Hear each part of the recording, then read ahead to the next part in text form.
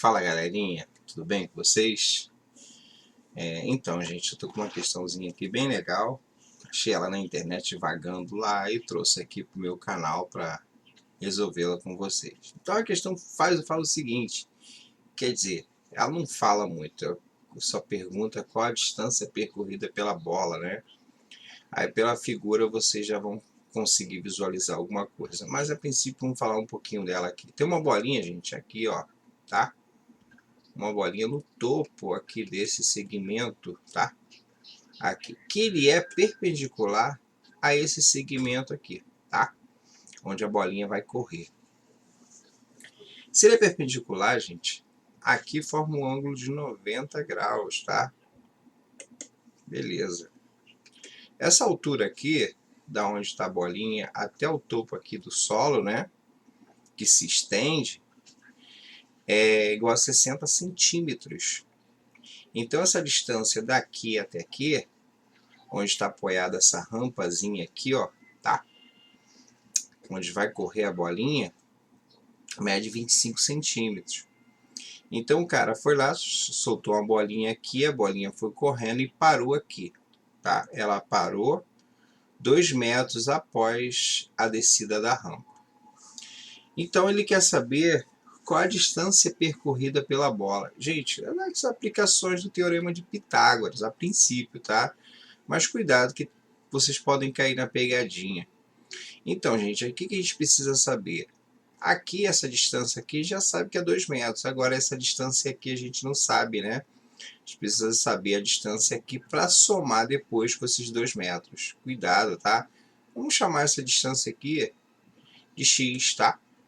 Então, aplicando o Teorema de Pitágoras, que ele fala o seguinte, que o da medida da hipotenusa é igual a soma dos quadrados dos catetos. Então a hipotenusa, gente, é sempre aquela que está oposta ao ângulo reto. Então a hipotenusa é o x, tá? Então esse x aqui vai ficar do meu lado esquerdo. Eu vou colocar aqui, tá? Do lado esquerdo da igualdade, elevado ao quadrado. Então Pitágoras falou o seguinte, a hipotenusa elevada ao quadrado é igual à soma dos catetos também elevado ao quadrado. Então aqui não importa a ordem, tá? Não importa a ordem. Professor, se eu colocar 60 primeiro, não há problema, tá? Se você somar os catetos elevado ao quadrado, não importa a ordem. Lembrando que eu não coloquei unidade medida, tá? Nessa primeira parte aqui, mas a gente já está sabendo que é centímetros, tá bom? Então a gente vai calcular esse x em centímetros. Então vamos lá, gente. O x ao quadrado a gente repete. E a gente vai fazer aqui 25 vezes 25, gente, é igual a 625, tá? Para quem não lembra de potência, potenciação é o seguinte, ó. Nós temos uma base, que é igual a 25, e temos o expoente, que é igual a 2. Então, o númerozinho de baixo, chamado de base. O número de cima é chamado de expoente. O expoente indica quantas vezes eu vou multiplicar a minha base. Então, se é 2, eu vou multiplicar 2 vezes, tá? Não é multiplicar 2 vezes 25, não. É repetir ele multiplicando 2 vezes, tá? 25 vezes 25. Professor, não tenho dúvidas em multiplicação com 2 números. Então, vamos lá, ó. Um rascunho aqui, ó, 25. O vídeo fica grande, mas a gente consegue trabalhar mais um pouquinho com o aluno que tem dificuldades, ó. Então, primeiro você multiplica esse 5. Esquece esse 2. Finge que é uma continha de multiplicar por um número só. Multiplica o 5 vezes 25. 5 vezes 5 vai dar 25. Sobe 2. 5 vezes 2, 10. Com 2, 12. Então, aqui vai dar 125 quando eu multipliquei o 5. Agora eu vou multiplicar o 2. Você vai botar aqui abaixo. Só que sempre você vai pular uma casinha para a sua esquerda, tá? Então aqui, vamos colocar um pontinho aqui. Isso aqui os alunos do meu 6º ano falaram, professor, coloca um pontinho aí para a gente saber que a gente vai pular. Beleza, então vamos fazer o 2 agora. 2 vezes 5 vai dar 10. Beleza. 2 vezes 2, 4, com 1, 5. Agora, gente, aqui a gente soma, tá? As continhas de mais. 5 mais esse pontinho aqui, 5, né? Só repetir, o 2 repete. 2 mais 0 é 2. 5 mais 1, 6, né? Ou seja, 1 mais 5. Verdade, 625, 5 com expoente 2, tá? Tá bom? Então vamos aqui, ó, 625. Mais 60 vezes 60, gente, toda vez que tiver um número terminado em 0, você só multiplica um número que não é 0. Então 6 vezes 6, 36, né? Então olha só, você vai multiplicar, vamos fazer aqui direitinho, né? 60 ao quadrado é igual a 60 vezes 60.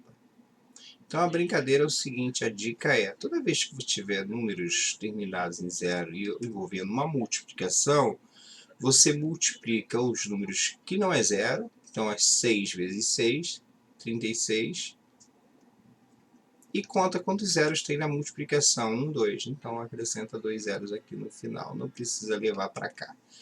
Então vai ficar 3.600 mais... vai ficar 3.600 mais 625, tá? A princípio aqui, ó. Então, eu vou fazer no rascunho, né? 3.600, 625, opa, 655 não, 625, esse 6 aqui, vou melhorar ele, tá? Mais, né? 5 e 0, 5, tá? 2 e 0, 2, 6 e 6, 12, sobe 1, aqui vai dar 4.225. Então, x ao quadrado é igual a 4.225. Tá? Então, gente, para eu sumir com esse 2 aqui, a gente fala no seguinte, que ele vai para o outro lado como raiz, né? Mas aqui a gente teria que jogar a raiz quadrada dos dois lados para sumir com esse 2. Mas a gente brinca assim, tá? Esse 2 vai para o outro lado como raiz. Só que tem que colocar o mais ou menos, tá? Raiz quadrada de 4.225. Delmi, como que eu vou calcular essa raiz? Ou a gente fatora o 25, ou 4.225, né? É a melhor maneira de a gente fatorar para a gente calcular a raiz dela, tá bom? Então vamos aqui, ó. Então vamos fatorar o 4.225 para ver o que vai aparecer nisso aqui. Então 4.225, será que é divisível por 3?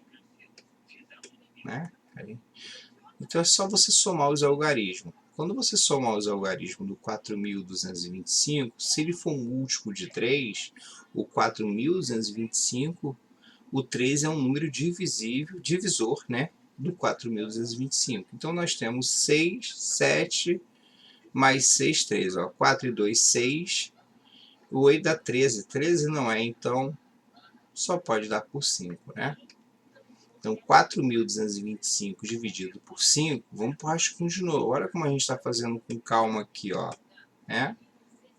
Eu já sei a resposta. Eu poderia colocar logo a resposta ali, a raiz quadrada disso, mas vamos supor que eu não sei, né?